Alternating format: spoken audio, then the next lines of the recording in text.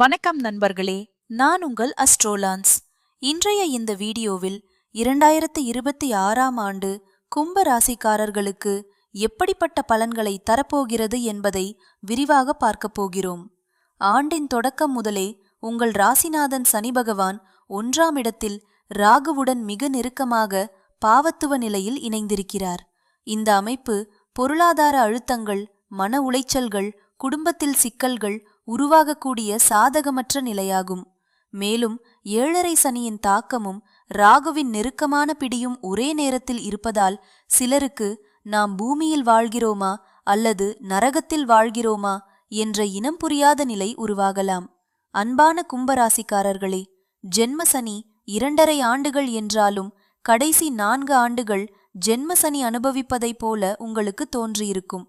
ஆனால் மார்ச் மாதம் முதல் உங்கள் ராசிநாதன் சனி பகவான் ராகுவின் பிடியிலிருந்து முழுமையாக விடுபடுகிறார். இதுவே மிக அற்புதமான யோகத்திற்கான முதல் படி. குரு பகவானின் அருள். மேலும் குரு பகவான் உங்களுக்கு லட்சுமி ஸ்தானமான 5ஆம் இடத்தில் இருந்து கொண்டு உங்கள் ராசியை காக்கும் அரண் போல செயல்படுகிறார்.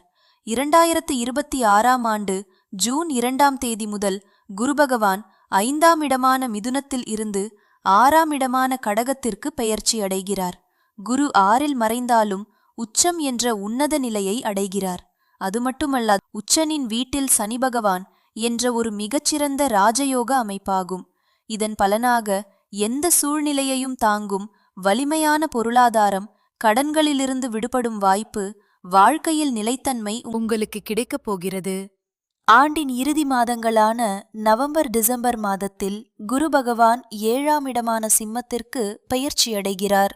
இதன் மூலம் கிடைக்கும் மிகச்சிறந்த யோக பலன்கள்: திருமணத்திற்கான வரன் அமையும், தொழிலில் முன்னேற்றம், குடும்பத்தில் மகிழ்ச்சி, கூட்டு தொழிலில் லாபம் என மிக அற்புதமான ஆண்டாக அமையப்போகின்றன.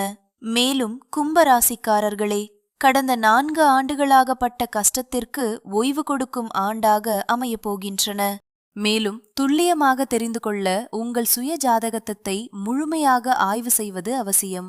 இந்த வீடியோ உங்களுக்கு பயனுள்ளதாக இருந்தால் லைக் செய்யுங்கள், ஷேர் செய்யுங்கள், சேனலை சப்ஸ்கிரைப் செய்ய மறக்காதீர்கள்.